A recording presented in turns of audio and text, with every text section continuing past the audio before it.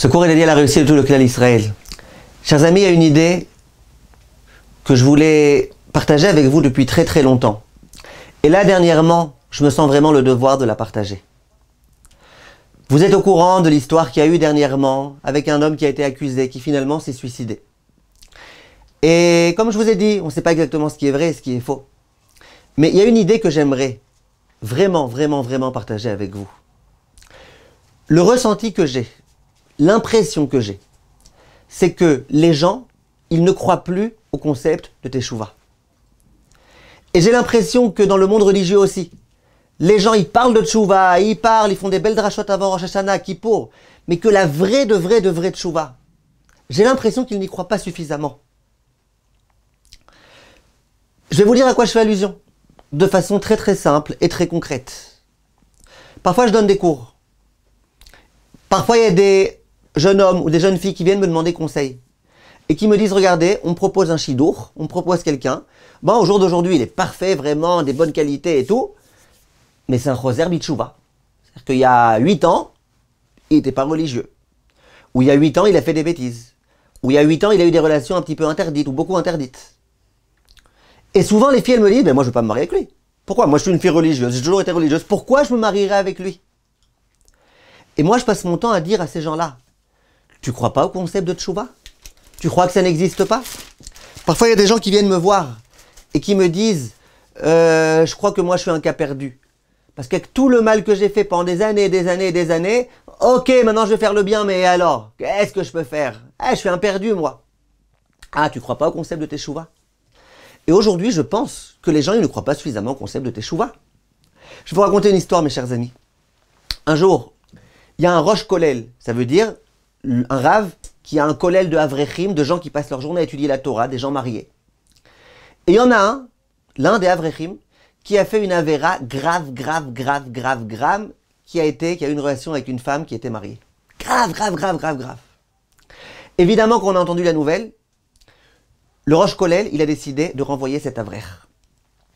Alors que l'histoire, elle remontait à il y a quand même déjà plusieurs mois, et qu'en attendant, cet homme-là, il avait fait teshuvah, et puis il avait fait en sorte de plus se trouver dans tout type d'endroits, et puis il avait jeté ses appareils pas cachers, etc. Le rosh kollel, il dit, je ne peux pas savoir, moi. Un avrech dans mon kollel qui peut faire quelque chose comme ça, je le renvoie. Cet avrech s'est rendu chez le Rav Steinman. Il lui a raconté l'histoire.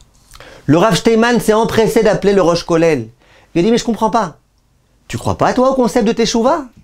C'est un concept qui t'est inconnu? D'accord, il a fait des choses graves. Et alors, la teshuvah, elle peut pas marcher quand il y a des choses graves. Tu crois pas en la teshuvah? Eh ben, tu devrais croire en la teshuvah. Et moi, je te demande d'accepter ce avrech et de le prendre. S'il a fait teshuvah, que tu vois qu'il est sérieux, qu'il est sincère, qu'il est authentique, qu'il a aucune mauvaise influence sur les autres, garde-le dans ton kollel. La Gemara dans Masechet Chagiga raconte qu'il y a une voix qui a retenti, une voix céleste, et qui a dit « Shuvu banim shovavim ». Tous les juifs ont la possibilité de faire teshuvah, chutz mi acher, excepté cet homme-là, cet impie, qui s'appelait Acher. Viennent tous les chachamim, le Reshit Chochma, le Pelei Yoetz, le Maharsha, le Shut Maharimat, tous les Sfarim viennent et disent c'est vrai qu'il y a eu cette voix-là qui a dit tout le monde peut faire teshuvah en dehors de Acher. Mais il n'empêche que si Acher avait décidé de faire teshuvah, sa teshuvah aurait été reçue. Ainsi qu'il est écrit, dit le Maharsha, En davar haomed bifnei teshuvah. Il n'y a rien qui peut faire écran face à la teshuvah. Tu fais une teshuvah sincère, ça marche. Ah, mais tu as fait les pires bêtises du monde. Comme cet homme-là, Acher. Et en plus, Hachem, il a déjà dit, tu ne pourras pas faire teshuvah. Même dans cette situation-là, si tu avais décidé vraiment, véritablement, du fond du cœur de faire teshuvah, la teshuvah, elle aurait été acceptée. Chers amis, je pense que les événements récents sont censés nous mettre une claque à la figure. Et nous enseigner, vous les religieux, il faut commencer à croire en la teshuvah. Pourquoi je vous dis ça? Avec ce qui s'est passé dernièrement. Je ne sais pas si ce qu'on a accusé, cet homme-là, c'était vrai, c'était faux, et peu importe. Disons que c'était vrai. Ce que je veux dire par là, c'est disons que toutes les accusations aient été réelles. Pourquoi l'homme aujourd'hui ne dit pas « Ok, j'accepte, voilà, j'ai fait les pires bêtises, j'ai fait des choses gravissimes, maintenant je vais faire teshuvah, maintenant je vais me faire soigner si je suis malade psychologiquement, maintenant je vais m'occuper de moi ». Aujourd'hui, le monde dans lequel on vit, il est tellement anti ça, tellement anti de croire en la teshuva qu'un homme il se dit bon ça y est c'est fichu, ça y est, si maintenant j'accepte et si c'est vrai c'est fichu, c'est complètement fichu, ça y est, il n'y a plus aucune chance. Mais pourquoi? Je ne m'adresse pas maintenant aux hommes qui sont déjà morts parce que ça ne sert à rien de m'adresser à eux. Je m'adresse à tout un chacun.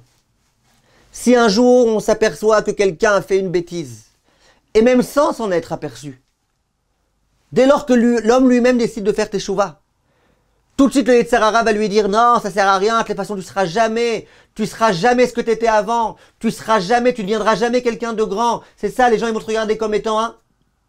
Immédiatement, brandissez l'arme de la teshuva et dites-vous, vous voulez pas croire à la teshuva, moi j'y crois en la teshuva. Vous voulez continuer à me regarder de façon négative, moi je crois en la teshuva. Et je pense que le meilleur exemple qu'on puisse donner aujourd'hui, même après coup, quand il y a des problèmes, quand on s'est aperçu de certaines choses, quand il y a déjà des choses qui ont été diffusées, le meilleur exemple qu'on puisse donner, c'est l'exemple de la teshuva. De rappeler à l'humanité que la teshuva c'est quelque chose qui est certes incompréhensible, mais qui existe. Et que l'homme qui fait teshuva, il peut devenir meilleur que l'homme avant la teshuva. Il peut devenir meilleur que l'homme qui a jamais fauté. Mais ces leçons-là, mes chers amis, il faut les diffuser. Il faut le savoir. Il faut arrêter de juger les autres comme « Ah, lui c'est un Baal Tshuva, lui c'est un Baal Tshuva. » Genre, c'est pas pour moi, c'est pas mon niveau. C'est le rapport. Tu veux ne pas croire en la Tshuva, n'y crois pas. Mais si tu es un juif et que tu crois que tu as la Emouna en la Teshuva, ben il faut croire. Est-ce que la Tshuva est sincère ou pas, c'est un autre problème. Mais dans la mesure où la Tshuva est sincère, c'est un concept qui existe. Donc l'homme, il a pu faire des choses gravissimes, et il a pu faire Teshuva. Et aujourd'hui, il peut être très proche d'Akadosh Baruch Hu et être un grand homme. J'espère que la leçon est claire, mes chers amis. Be'atzlacha.